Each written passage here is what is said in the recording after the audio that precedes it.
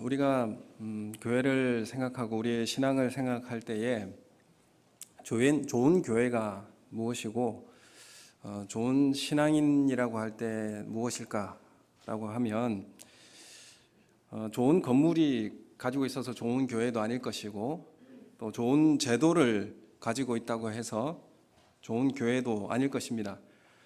우리 교회는 바른 믿음을 소유한 교회로 이루어질 때에 그 교회가 좋은 교회다 이렇게 말할 수 있을 것이고, 그게 좋은 믿음이다, 좋은 신앙인이다 이렇게 말할 수 있을 것입니다. 숫자가 적고 또 건물이 보잘것 없을지라도 성도들이 다 순결한 믿음을 소유한 교회가 진정 좋은 교회다 이렇게 말할 수 있습니다. 오늘 사사기의 말씀에 기드온의 사사에 대해서 말씀하고 있습니다. 하나님은 이스라엘의 구원을 하나님께서 허락하셨는데, 그러나 이 기드온이라고 하는 이 한 사람의 믿음의 회복을 위하여서 하나님께서 얼마나 끈질기게 그 기드온을 찾고 인내하시고 기다리시는 이 사건을 우리는 이 말씀을 통해서 확인하게 됩니다. 하나님은 우리 공동체 전체를 바라보시지만 또한 그 안에 있는 나에게 관심이 있으시고, 나를 끝까지 추격하시고 나의 믿음이 회복하게 하기 위해서 주님이 인내하시기도 하고 우리 인도하시기도 하고 징표를 보여주시기도 하고 또 말씀해 주시기도 하십니다.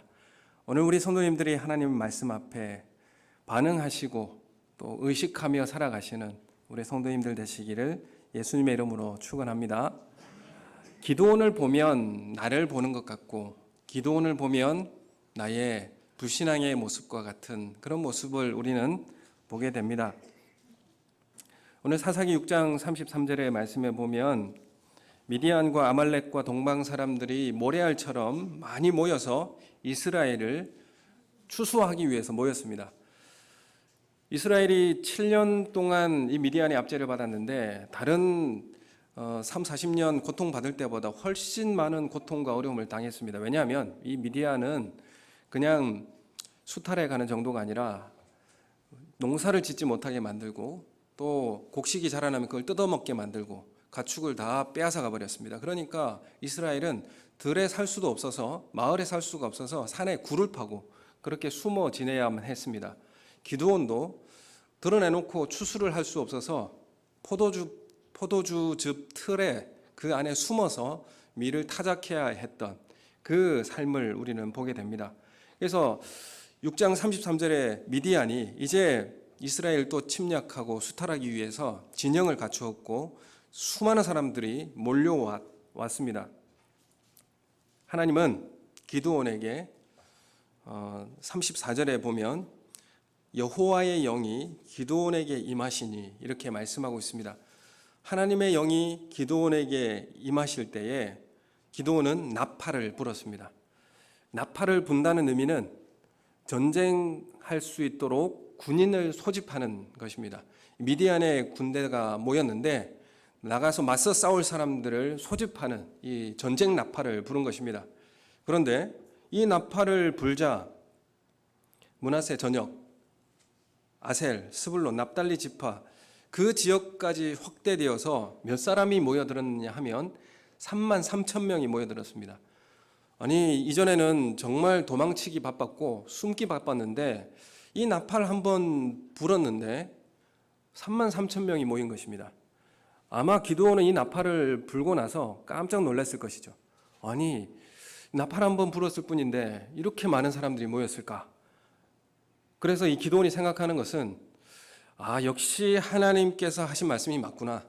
하나님께서 나를 부르시고 강한 용사로 부르신 것이 맞구나 라고 확신을 가지고 용기를 가지는 게 당연하지 않습니까? 그것도 성령의 영이 임하여 가지고 나팔을 불었는데 이런 당연한 확신을 가져야 하는데, 그래서 즉시 영적 거인이 되어서 전쟁터에 나갈 줄을 알았습니다. 그런데 6장에서 보면 이것을 결심하고 이것을 확인하고 나서도 기드온은 한 번 더 확신을 요구합니다. 하나님께서 함께 하심에 대한 확신을 또 요구하죠. 우리가 잘 알고 있는 양털 시험을 통해서 하나님 정말 맞습니까? 라고 불신이 가득한 기드온이 또 똑같이 하나님 앞에 이 징표를 요구하고 있습니다. 거기다가 순서를 바꾸면서 한 번 더, 두 번씩이나 그렇게 하나님을 시험하고 있는 것을 우리가 보게 됩니다. 39절, 6장 39절에 보면 이번만 양털로 시험하게 하소서, 이게 하나님을 분명하게 시험하게 하소서, 이렇게 지금 기드온이 말하고 있습니다. 3만 3천 명이 모여들었는데도 이 기드온에게는 이제 믿음이나 이 신뢰가 아직까지는 생기지 않았나 봅니다. 그래서 이 두 가지 시험으로 하나님께서 정말 하나님의 말씀이 맞는지 확인하게 해주십시오, 이렇게 요청하고 있습니다. 밤새 양털 뭉치만 이슬에 젖게 해주시고 주변은 마르게 해주십시오 라고 하는 징표를 요구하였습니다. 다음 날 보니까 양털 뭉치를 짜니까 많은 물이 나왔고 주위에는 바짝 말랐습니다. 여기에도 확신하지 못하고 한 번 더 요구하죠. 반대로 양털은 마르고 주변 땅은 다 이슬로 젖게 해달라, 그렇게 또 요청을 합니다. 더구나 사실 이런 방식으로 하나님 앞에 요청하는 것이, 기드온이 이런 방식은 이방의 다른 신들의 어떤 신의 뜻을 구할 때 하는 그런 이제 의식이었습니다. 그래서 기드온을 보면 하나님에 대한 올바른 지식도 없고, 그리고 하나님에 대한 태도도 올바르지 않습니다. 아니, 하나님께 나오려면 하나님께서 원하는 방식으로, 하나님을 올바로 대하는 방식으로 나와야 되는데 이방신을 대하는 방식으로 하나님을 테스트하고 있고 그 확신을 얻으려고 하고 있는 것이죠. 6장 40절 말씀에 보면, 우리 함께 읽어볼까요? 6장 40절 시작. 그 밤에 하나님이 그대로 행하시니 곧 양털만 마르고 주변 땅에는 다 이슬이 있었더라. 아멘. 이 하나님은 이 기드온의 서툰 방식, 이 방식에 문제 삼지 않으십니다. 그리고 불신과 그가 가지고 있는 하나님에 대한 지식에 대해서도 하나님은 문제 삼지 않으십니다. 사실 우리 같으면 기드온에게 당장 그 기드온의 태도에 화를 낼 만도 한데 하나님은 기드온에게 그렇게 대하지 않으십니다. 어떻게 대하십니까? 그대로 하나님 행해 주십니다. 그리고 그것을 보여주십니다. 사실 기드온은 어떻게 6장 13절에도 하나님 앞에 대들었느냐 하면, 강한 용사여라고 하나님께서 기드온을 부르셨을 때에 6장 13절에 보면 기드온은 하나님 앞에 항변합니다. 그리고 논쟁하죠. 하나님께서 우리와 정말 함께 계시다고 한다면 어떻게 우리가 이런 일을 당할 수가 있습니까? 우리를 애굽에서 올라오게 하신 분은 바로 하나님 아닙니까? 그 이적과 기적, 그 능력 지금은 왜 일어나지 않습니까? 지금 하나님 우리와 함께 하지 않는 것 아닙니까? 라고 하나님 앞에 맹렬히 따지고 묻고 있는 그런 자신의 삶을 비판하고 하나님을 비판하고 있는 그런 이제 기드온의 모습을 보게 됩니다. 기드온이 이렇게 하나님 앞에 따지듯이 하나님께 분개할 때도 하나님은 그 질문에 대해서 논쟁하거나 설명하지 않으십니다. 분명히 7년 동안 미디안의 손에 맡겨주신 것이 하나님이십니다. 그러나 그 이유가 무엇이죠? 그들의 죄 때문이었습니다. 하나님을 버리고 우상을 섬기고 하나님을 배반했던 그 이스라엘의 문제 때문에 하나님께서는 다시 미디안에 7년 동안 맡긴 것입니다. 하나님은 이 문제에 대해서 잘잘못을 가리거나 다시 논쟁하지 않으십니다.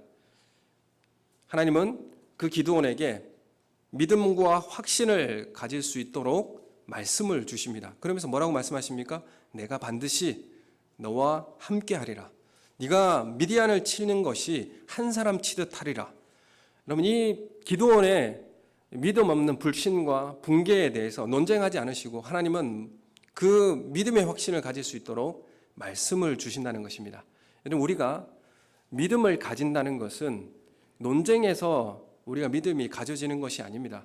그걸 따지고 그걸 확인해 봐서 우리 믿음이 생기는 것이 아닙니다. 하나님은 이 믿음의 방식을 말씀을 통해서 믿음을 가질 수 있도록 하나님 끝까지 그 길을 인도하고 계십니다. 하나님은 기드온의 그 태도에 문제 삼지도 않으시고 따지고 묻는 그러한 붕괴한 그런 모습에도 하나님은 기다려 주시고 끝까지 말씀으로 안내해 주시고 요청에 들어주시는 그 하나님의 모습을 우리가 보게 됩니다. 여러분, 우리는 나보다 믿음이 연약한 사람, 나보다 하나님에 대한 지식이 부족한 사람에 대해서 우리는 어떻게 대하고 계십니까? 여러분, 우리가 논쟁에서 이기면 그가 믿음을 가질 수 있습니까? 그가 더 믿음으로 하나님 앞에 나올 수 있는 사람이 되나요?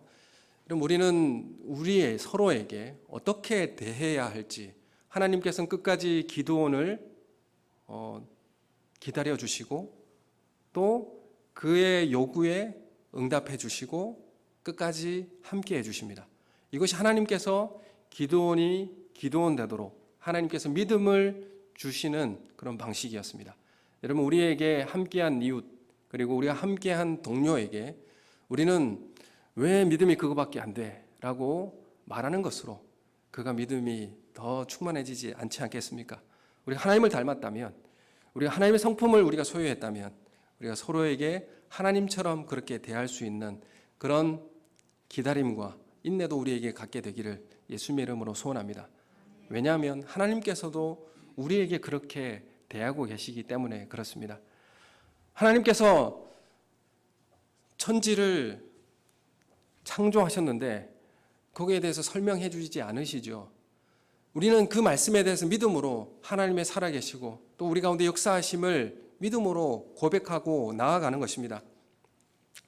오늘 하나님은 7장 2절에 말씀에 이렇게 말씀하십니다.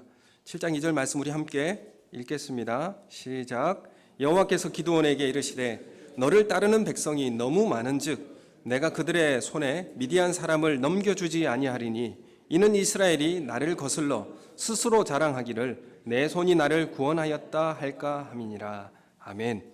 지금 이스라엘 이제 기드온이 나팔을 불 때 몇 명이 모였냐면 3만 3천 명이 모여들었습니다. 엄청난 이 군대 숫자가 모여들었는데 하나님은 너무 숫자가 많다 이렇게 말씀하시는 것이죠. 그러면서 이 3만 3천 명으로 전쟁을 해서 이기게 되면 혹시 기드온이 그 자신의 힘과 그 자신의 노력으로 이스라엘을 구원했다라고 자랑할 것 같다. 그래서 줄여야 되겠다. 이렇게 말씀하시는 겁니다. 그런데 3만 3천 명의 이스라엘 군대가 모였는데 그럼 미디안 군대는 몇 명일까요? 8장 10절에 보면 13만 5천 명입니다. 저게 상대가 13만 5천 명인데 3만 3천도 사실은 엄청 작은 숫자죠. 한 사람이 한 14명 정도 상대해야 되는 그런 숫자입니다. 그러나 우리가 역사를 통해서 볼 때도 이 숫자로 이겼던 전쟁들이 간혹 있습니다. 그래서 하나님은 이러한 조그만한 이 자신에게 힘과 노력으로 구원했다라는 것에 자랑할 것에 대해서 막으시기 위해서 오직 하나님께서 하셨다라고 하는 것을 믿음으로 고백하게 하기 위해서 줄이는 일을 하십니다. 그래서 몇 명까지 줄입니까? 300명까지 줄입니다. 첫 번째, 전쟁에 두려운 사람 다 가라. 갑니다. 그리고 물 먹는 것을 시험하여서 이제 최종적으로 300명만 남기게 되는 것이죠.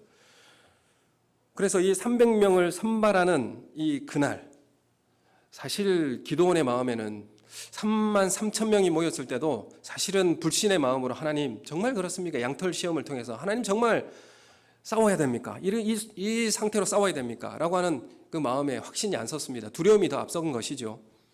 그런데 300명까지 또 줄이면서 아마도 기드온은 아니 도대체 싸우란 말인가 싸우지 말란 말인가 그 마음은 더욱 초조해지고 아니 하나님 도대체 어떻게 인도하실 것인가 라는 두려움이 기드온에게 더 앞설 것이었습니다. 그런데 300명으로 줄인 그날 밤에 하나님 뭐라고 말씀하시냐면 7장 9절에 이렇게 말씀하십니다. 9절을 우리 함께 읽겠습니다. 그 밤에 여호와께서 기드온에게 이르시되 일어나 진영으로 내려가라. 내가 그것을 내 손에 넘겨 주었느니라. 아멘. 300명으로 줄인 그날 밤에 당장 기드온에게는 미디안 진영으로 내려가서 선제 공격을 하라고 지금 말씀하시는 것이죠. 이 말은 뭐 죽으로 가라 이 말과 같은 말입니다. 내 말 의지하고 가라. 지금 기드온에게 하나님 말씀하고 계시는 것입니다. 내가 그것을 네 손에 넘겨 주었느니라. 이 말은 계속적으로 기드온에게 지금 반복하고 있는 말씀입니다. 32,000명의 군대가 300명으로 줄었기 때문에 사실 기드온은 지금 심리적으로 굉장히 두렵고 위축된 상태입니다. 아니, 기드온의 입장에서는 미디안 진영으로 지금 내려가라고 하는 이 말이 도저히 받아들이기 힘든 명령이지 않습니까? 나도 설득이 안 되는데, 나도 내 자신이 이 말씀에 대해서, 이 상황에 대해서 내가 이해가 안 되고 설득이 안 된 상태에서 300명의 이 병사들에게 13만 5천 명을 상대로 싸우러 가자고 설득할 수 있느냐는 것이죠. 나도 설득이 안 되는데 어떻게 300명을 설득할 수 있느냐입니다. 여러분, 우리에게 이런 두려움이 우리 가운데 있는 것이죠. 돈으로 어떻게 건축을 합니까? 돈이 없으니 우리가 건축을 못하고, 아니면 우리가 상황이 이러니 우리가 건축을 못합니다. 여러 가지 우리에게 두려움이 많습니다. 이러한 상태를 잘 알고 계시는 하나님은 이제 어떻게 말씀하시냐면, 그러면 너와 함께한 불화와 함께 적진에 들어가서 적들이 하는 상태를 확인해 보도록 하십니다. 두려우면 적진에 내려가서 보아라. 적들이 지금 무슨 말을 하는지 들어보면 네가 적진에 들어갈 용기를 얻을 것이다. 내 말을 믿을 것이다. 이렇게 말씀해 주십니다. 그래서 하나님을 말씀을 전적으로 신뢰하지 못하는 기드온에게 그 믿음을 단련시키고 훈련시키는 이 하나님을 보게 합니다.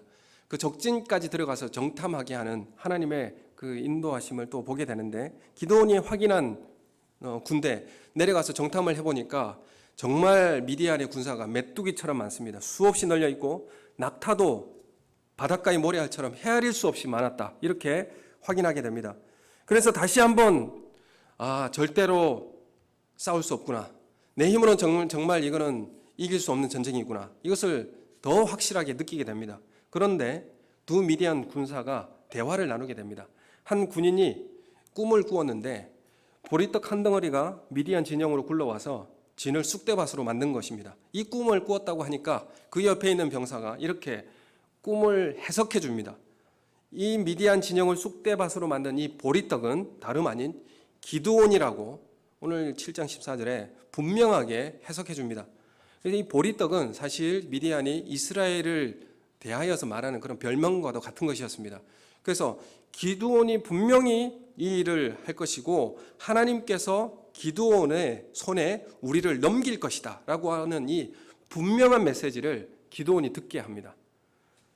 그래서 미디안 사람들이 주고받는 이 말은 이미 하나님께서 두 차례나 하나님께서 기드온에게 해주신 말씀이었습니다. 근데 그 말씀을 믿지 못하고 불신하고 두려워서 시행하지 못하고 있을 때에 적들의 말을 통해서 또 하나님 말씀을 또 들은 것이죠. 여러분, 우리가 하나님의 음성을 들을 때에 거부하고 싶은 하나님의 말씀이 있죠. 분명히 하나님 말씀하시는데 이거는 아닐 거야 라고 생각하는 경우가 많습니다. 그런데 뜻하지 않게 적들을 통해서 들은 말씀이 이제는 거부할 수 없는 하나님의 말씀으로 들을 때가 있습니다. 이 정도까지 하나님 말씀하시는 것은 정말 이거는 버티는 것은 옳지 않다 이렇게 생각할 때가 있는 것이죠. 이제 기드온은 여러 번 하나님 말씀하시고 이제 급기야 적들을 통해서 듣는 이 하나님의 메시지를 듣고 이 기드온은 확신을 가지게 됩니다. 그리고 이 미디안 사람들이 주고받는 말은 이 하나님의 말씀이라는 것을 확신하게 되는 것이죠. 하나님께서 그토록 그렇게 몇 번이고 반복해서 말씀하실 때는 믿지 못하고 확신을 가지지 못하던 기드온이 이 적들의 말을 듣고 비로소 용기와 확신을 갖게 되는 것입니다. 사실 이것도 참 아이러니하지 않습니까? 사실 우리가 이 하나님의 말씀에 대한 순종, 하나님을 정말 신뢰하는가, 하나님을 정말 의식하고 우리의 삶을 살아가는가, 여러분 삶에 우리의 삶에 한번 질문해 보시면 좋겠습니다. 여러분, 이 두려움이라고 하는 게 왜 올까요? 하나님을 의지하고 신뢰하는 삶으로 왜 살지 못할까요? 왜 우리에겐 두려움이 다가올까요? 이 두려움이라고 하는 것은 모든 인류가 다 가지고 있는 것입니다. 왜 두려움이 있는가? 그것은 하나님께 죄를 범한 인간이 하나님으로부터 버림받은 이 삶에 가지고 있는 모든 인류가 가지고 있는 두려움입니다. 하나님께 외면당하고 그 죄로 인하여서 쫓겨났고 버림받은 그 상처가 뭐로 나타나느냐 하면 두려움으로 나타나게 됩니다. 이 버림받음의 상처는 하나님으로부터 모든 공급과 자원을 공급받아서 살았던 그 삶에서 끊어진 것이죠. 근데 그 생명을 이제 공급받지 못하니까 스스로 생명을 유지해야 한다는, 내가 스스로 살아야 한다라고 하는 그 두려움이 우리의 가운데 가지고 있는 상처입니다. 나 혼자 떨어져 있고 외톨이처럼 살아간다는 그런 두려움입니다. 그래서 내가 내 힘으로 내가 살아야 되겠다라고 하는 그 마음이 우리 모두에게 가지고 있는 것이죠. 그래서 우리는 결핍이 있고 우리 이 결핍으로 두려워합니다. 그래서 뭐가 두렵습니까? 미래에 내 삶에 어떻게 살아야 할지, 뭐 먹고 살아야 될지 두렵고, 내가 이런 상황에서 내가 어떻게 살아야 할지 두려운 것이고, 내 자녀가 그 자녀가 어떻게 살아야 할지 두려운 것이고, 그래서 어쩌든지 내가 힘을 가지고 착취하고 빼앗고 내 힘으로 삼아야 내가 살아갈 수 있을 거라고 하는 그런 삶이죠. 이게 바로 우리가 가지고 있는 두려움입니다. 하나님을 떠나서 살아간 인류, 죄를 짓고 하나님을 배반한 삶에 찾아오는 그 당연한 모습이 이 두려움으로 우리에게 다가오는 것입니다. 그래서 죄는 스스로 해결할 수 없듯이 이 두려움이라고 하는 것도 나 스스로 해결할 수 없습니다. 그래서 하나님께서 기도는 그렇게 참아주시고 인도하시고 그 믿음을 가지고 그 두려움을 해소할 수 있도록 하나님께서 인도하고 계시지 않습니까? 그래서 두려움을 나 스스로 해결해 보려고 하면 더 큰 두려움이 우리에게 나타나게 됩니다. 그래서 우리가 해야 될 일은 무엇일까요? 요한복음 6장 29절에 이렇게 말씀하십니다. 예수께서 대답하여 가라사대 하나님의 보내신 자를 믿는 것이 하나님의 일이니라. 아멘. 여러분, 우리는 이 두려움으로 해결하고 내 힘을 가지고 착취하고 쌓는 것으로 내 두려움을 해결할 수 있는 것이 아니라 하나님의 아들을 믿는 것으로 우리는 이 두려움을 이겨낼 수 있는 것입니다. 주님이 하신 일, 그 말씀을 통하여서 우리는 이 두려움이 해소되고 이 두려움에서 자유할 수 있게 된다는 사실을 믿음으로 고백하시기를 소원합니다. 여러분, 우리가 해야 하는 것, 그것은 온전히 하나님을 신뢰하고 믿는 것입니다.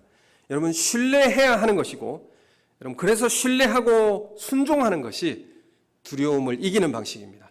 여러분, 이 두려움은 믿음의 방식으로 이기는 것이고, 이 두려움은 하나님의 말씀에 온전한 순종으로 이긴다는 사실을 믿음으로 고백하시기를 소원합니다.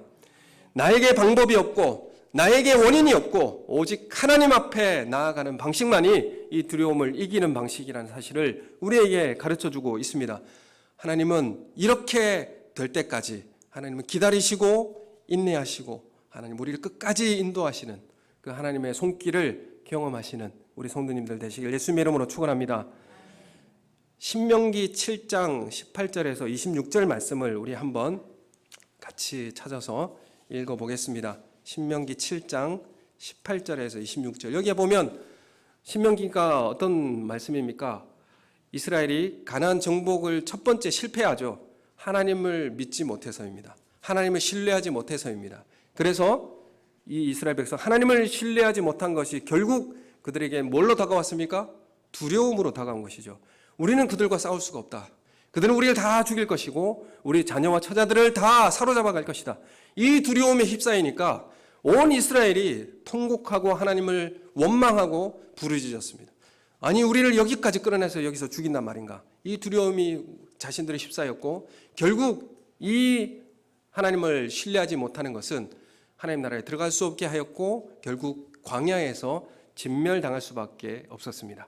그리고 이 세대가 가나안 땅을 바라보면서 하나님께서 어떻게 지금 그들에게 말씀하신 내용인 것이죠. 우리 18절부터 우리 함께 26절까지 읽겠습니다. 시작.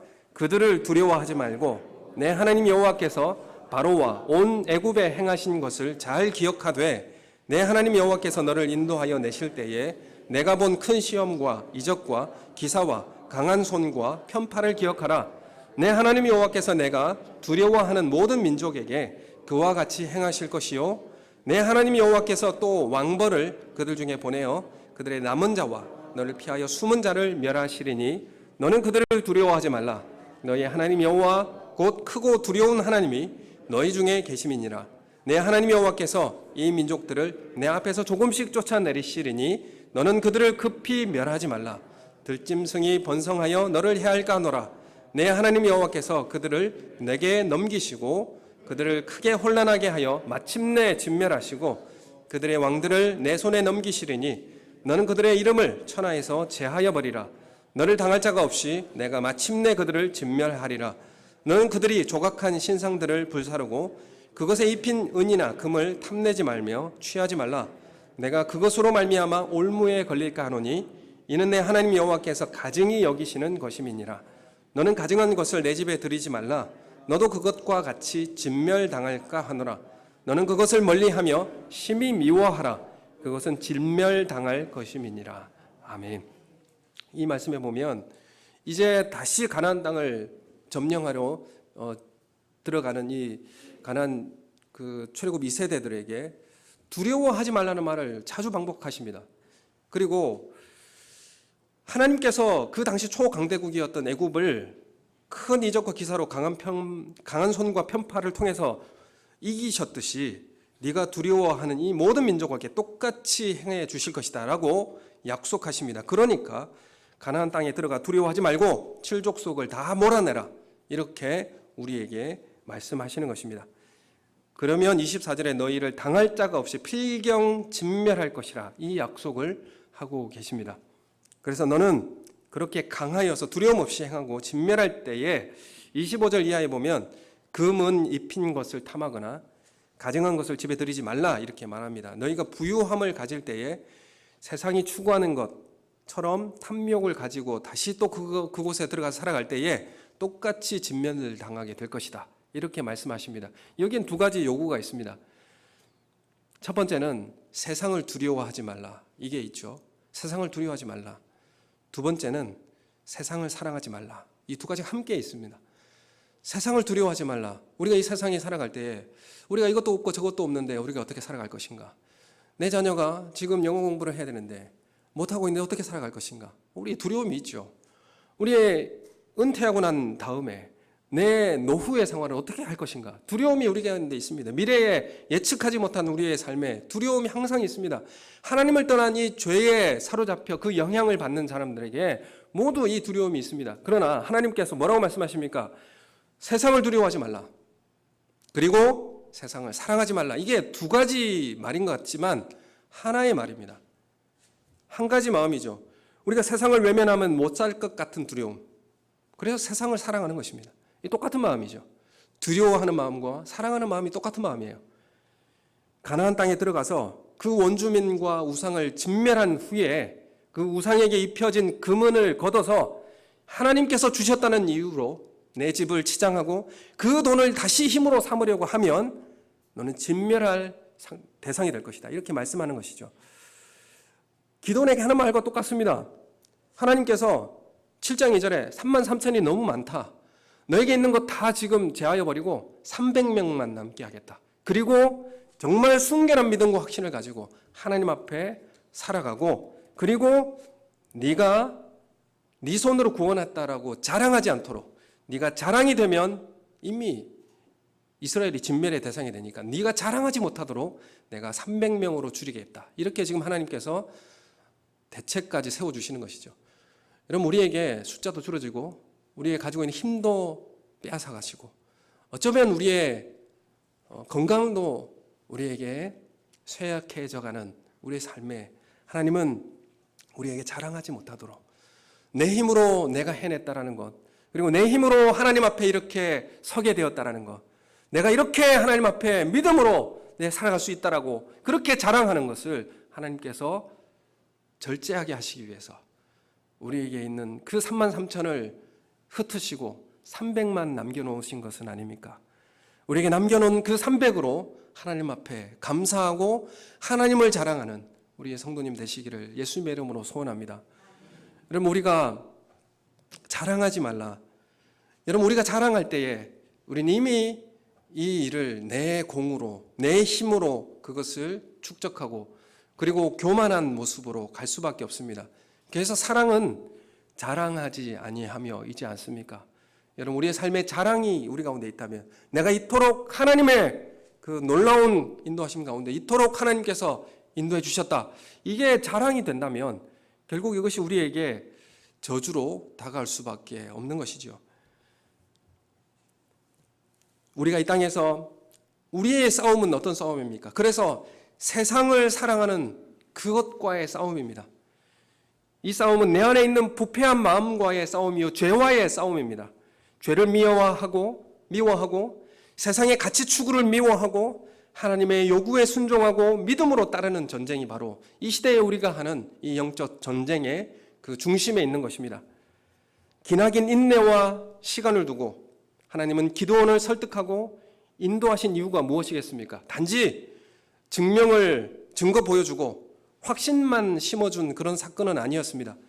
교만하지 않도록 하나님이 그 기간 동안에 두려움에서 나오고 하나님을 의지하고 겸손을 겸비하도록 하나님 앞에 믿음을 소유하지만 그러나 겸손함도 함께 겸비하도록 하나님께서 이렇게 시간을 두고 인내함으로 기도원을 인도하시는 하나님의 손길을 우리는 바라보게 됩니다. 여러분, 우리에게 시간이 필요해요. 기다림도 필요합니다. 인내도 우리 서로에게 필요합니다. 하나님께서는 이 기간을 통해서 우리의 믿음도 우리에게 허락하실 것이요, 우리에게 겸손함도 겸비하게 하셔서 하나님 앞에 온전히 쓰임받는 삶으로 살 수 있도록 인도해 주실 줄로 믿습니다. 이번 한 주에 저는 시편 23편 1절을 가지고 신방할 때도 이 말씀으로 신방하고 이 말씀을 듣는 계기가 되었습니다. 우리가 잘 알죠? 여호와는 나의 목자이시니 내게 부족함이 없습니다. 여러분, 이게 하나님께서 나의 목자가 되어 주신다. 영어 성경, 히브리어 성경에는 이렇게 해석을 할 때에 주님이 나를 먹이시니, 먹이신다는 건 목자가 되어서 나를 먹이신다는 것인데, 먹인다는 것은 영혼에 대한 부족함, 결핍도 먹여주신다는 것이죠. 그리고 주님이 나를 먹이시니 나는 부족하지 않습니다. 이렇게 고백하고 있죠. 나는 부족하지 않습니다. 이 부족함이 없다라고 하는 것은 다른 말로 나는 만족합니다, 이런 의미가 담겨져 있지 않습니까? 영어는 이렇게 해석을 하더라고요. I shall not want. 예, 잘 들리죠? want라는 게 뭡니까? 내가 필요로 하는 것, 바라는 것, 내가 하고 싶어 하는 것. 또 다른 말로 이야기하면 탐욕이지 않습니까? 내가 이거 없이는 살 수 없을 것 같다고 하는 탐욕. 이 탐욕이 없어지게 될 것이다. 이것이 내가 의지를 가지고 없을 것이다. 반드시 나에게 이 탐욕이 없어질 것이다. 이렇게 지금 고백하고 있는 것이죠. 하나님이 나의 전부가 되시고 하나님 나를 인도하시고 먹이시면 나는 만족합니다. 더 이상 바라고 필요로 하는 것이 없어집니다. 그렇게 됩니다. 그렇게 살겠습니다라는 의지가 여기에 담겨 있는 것이죠. 여러분, 우리가 믿음 안에 참 만족을 누리는 삶이 되는 것입니다. 기도원에게 이 믿음을 하나님께서 안내하시고 우리에게 인도해 주셨습니다. 여러분, 이 믿음을 우리에게 소유하시는 우리 성도님들 되시기 원합니다. 여러분, 이 믿음을 소유하실 때에 우리에게 참된 만족이 있고 그리고 우리에게 부족함이 없다라는 고백을 하게 됩니다. 여러분, 교회에서 열심히 일하시고 섬기고 헌신하십니까? 여러분, 그런데 왜 안식이 없고 평안을 잃어버립니까? 여러분, 우리가 이상하게 교회 열심히 일하고 헌신하는데 우리에게 안식을 잃어버리고 평안을 잃어버립니다. 왜 그렇습니까? 내 힘으로 하려고 하니까 그렇지 않습니까? 하나님의 공급하시는 힘으로 하려고 하지 않으니까 내게 안식도 잃어버리고 평안도 잃어버리고 만족도 다 잃어버리고 사람들에게 찾으려고 하고 그리고 그것을 보상받으려고 하고, 여러분, 이게 하나님으로부터 보여해 주신 그 믿음과 그 공급함에서 끊어질 때 우리에게는 무엇이 찾아올 수밖에 없느냐면 두려움이 찾아올 수밖에 없고 결국 안식을 잃어버리고 평안도 잃어버릴 수밖에 없습니다. 여러분, 온전히 하나님을 신뢰하시고 하나님을 맡겨드리는, 그래서 하나님께서 내 삶을 인도하신다는 사실.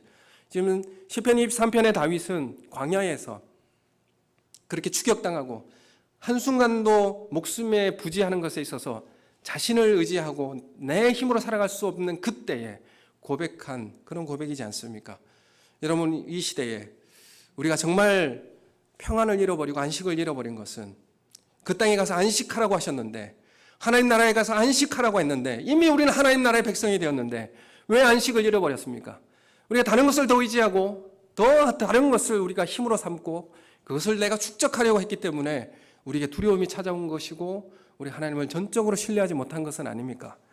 오늘 내 능력으로 무엇인가를 해냈다라고 하는 교만에 빠지지 않게 하기 위해서 내가 믿는 힘, 그리고 내가 가지고 있는 숫자의 많음을 제거하시는 하나님, 그 하나님 앞에 찬양하고 예배하시는, 그리고 나에게 부족함을 내가 힘으로 삼고자 하는 그것들을 제하여 버리신 그 하나님을 찬양하시는 오늘 우리 성도님들 되시기를 예수님의 이름으로 소원합니다. 그 안에 참 만족과 평안이 있다라는 그 믿음을 순종으로 완성케 하시는 그 하나님을 바라보시는 우리 성도님들 되시기를 예수님의 이름으로 축원합니다.